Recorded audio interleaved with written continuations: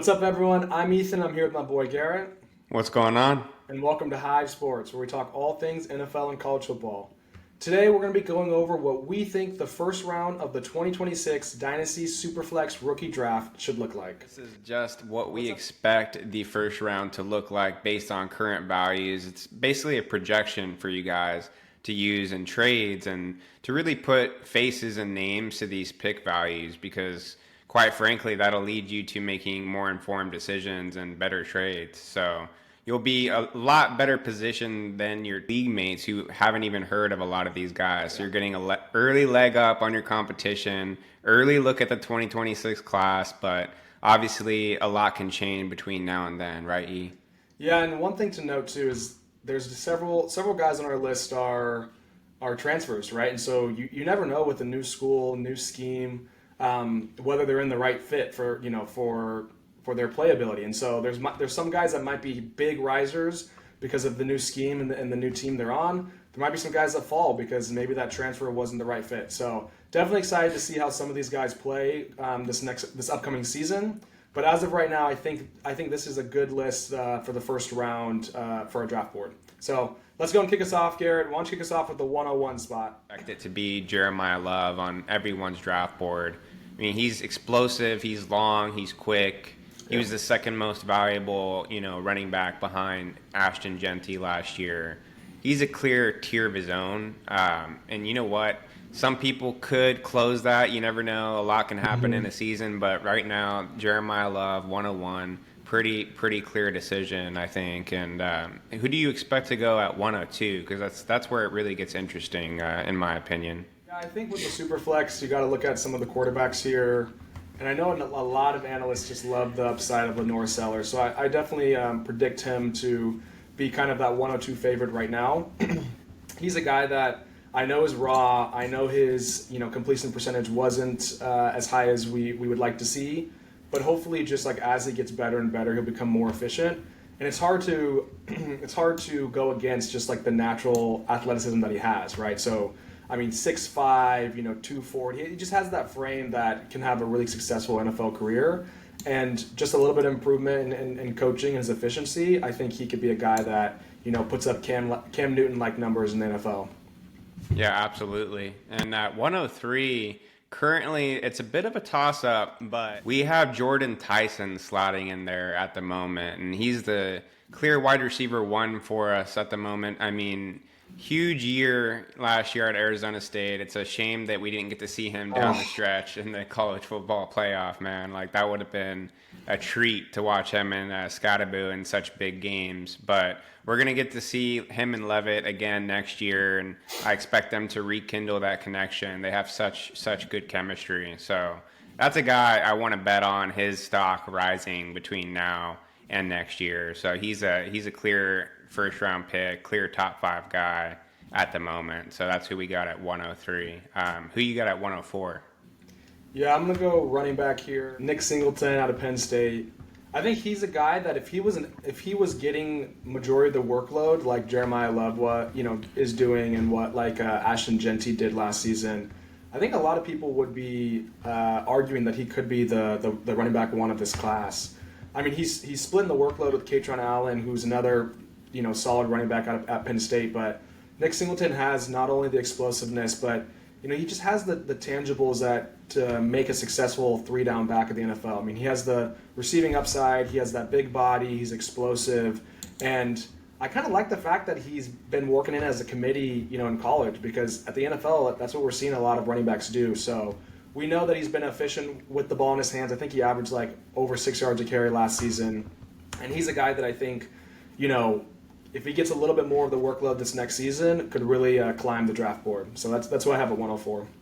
100%. I think 105, we expect another Penn State prospect to go, and that's Allar, the young quarterback prospect. And he's got all the NFL tools that I think scouts look for. He's got the prototypical size. He has the arm strength. He really just has the arm talent in general. He's shown the ability to make tight window throws. He's shown the accuracy. So if he can really put it all together and have a true breakout year next year, I think he could really rocket up draft boards. And he's already positioned pretty highly in a lot of mock drafts that I've seen. So with one more solid season, I think he's a clear first-round talent in SuperFlex drafts next season. Yeah, and I think with his experience too, NFL coaches will be excited because he's a guy that's played well in big games. I know there's been a couple games where maybe he didn't live up to the expectations in a big game, but experience goes a long way at the NFL. So moving to 106, I'm gonna go a guy that I think is gonna break out this season at wide receiver. Arnell Tate, Ohio State. Now that Emeka Egbuka is gone, he'll be the clear wide receiver 2 for Ohio State. I mean, Ohio State's just been pumping out wide receivers the past few seasons. I mean, them and LSU are definitely wide receiver U's, and he's a guy that 6'3" frame, explosive, and I think he's going to have a big step forward with more of the target share going his way this next season. Yeah, Noah Egbuka. I mean, whenever targets become available, it's like a bunch of alphas competing to see who can step in and fill that gap. So it's going to be exciting to see if Arnell Tate can do that, and I'd bet on him succeeding and stepping into a bigger role. So I like that. Darius Taylor would be the next guy that I think we expect to go at this point. 107 off the board, right outside the top 6 picks at the moment. He's just a very talented running back prospect, and I know you mentioned you really like the way he finishes runs, and from a former college football running back, I think that's a great observation because he runs violently, and he kind of reminds me of like a DeMarco Murray type talent. So he has the potential to go in the top 2 rounds next year in the real NFL draft, and I fully expect him to be a first round talent in the in SuperFlex dynasty drafts next season. 100%. So moving to 108, especially with that SuperFlex in mind, I'm gonna go Cade Klubnik, Clemson quarterback. He's a guy that I think had a lot of hype coming in, and then maybe had some rough games early on in his career, and then last season I think put up some pretty sneaky numbers. I mean, he threw for 36 touchdowns to 6 interceptions, so a 6-to-1 ratio is pretty crazy. But he also has a sneaky upside in his rushing ability. I mean, he rushed for over 400 yards, ran for a few touchdowns, and I think when you're thinking of dynasty and a quarterback, like you want a quarterback that has a little bit of a rushing upside, right? You want a handful of rushing touchdowns because those just an automatic 6 points for your fantasy score. So Klubnik is a guy that is really, really experienced. He is a little undersized, but I think his experience, his touch on his ball, and the fact that he put up monster numbers last season, if he has another good year this next season, I think we'll see him in the first round of that the dynasty draft next season. Yeah, and he's set up really well with those Clemson wide receivers, man. So, not a bad bet there. But at 109, I expect Mekhi Lemon, the USC wide receiver, to go right around this range. And I think he's the top returning producing wide receiver for USC, and they did have some departures in Zachariah Branch and Deuce Robinson, respectively. So that opens up some targets, and I think most people expect him and Jacoby Lane to step into those target vacuums and really break out next year. So I think Mekhi Lemon, he's a special slot talent, reminds us a little bit of like a off-brand Amon-Ra St. Brown a little bit. So, a lot to be excited about there, and he's a very, very solid pick for you guys next year. But who you got at 110?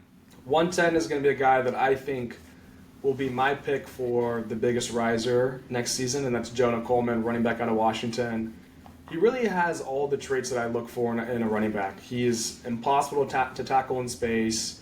He's really explosive and really fast-twitched and really quick.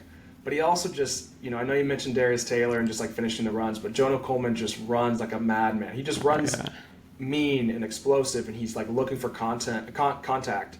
And for a guy that like is also extremely shifty and can not only run you over but also like juke you out, that's a combination you don't often see. So Jonah Coleman is a beast. He's a guy that I think will go in the first round for dynasty rookie draft next season.